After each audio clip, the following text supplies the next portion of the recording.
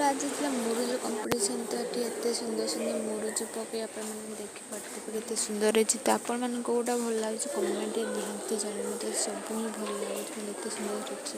ଆମର କାଲି ଝୁଣ୍ଟି ଥିଲା ଆଉ କ'ଣ ସହିତ ଗୋଟେ କ୍ଲାସ୍ ଅଛି। କ୍ଲାସ୍କୁ ଆସିନି ତ ସାର୍ କ୍ଲାସ୍ ସାରିକି ଜଷ୍ଟ ଚାଲେ ଗୋଟେ ସାଇଡ଼୍ ଦେଖେଇଥିଲି, ଏପଟେ ଦେଖିଲି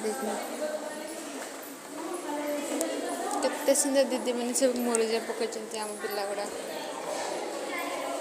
ଆମର କାଲି ମୁରୁଜ ଥିଲା, ମୁଁ କିନ୍ତୁ ଆଜି ଭିଡ଼ିଓ କରୁଛି।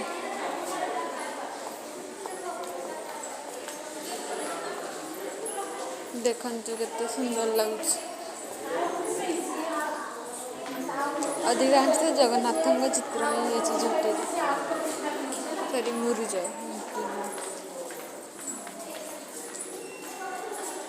ତ ମୁରୁଜ ତ ଦେଖି ସାରିଲି, ତ ଏବେ ମୁଁ ଚାଲିଲି ଘରକୁ। ଏଠି ଆମର ଏଠି ବି ତ ଫୁଲ ଗଛ ଲଗାହେଇନି, ଖାଲି କୁଣ୍ଡ ଗୁଡ଼ା ଥୋଇ ଦେଇଛନ୍ତି।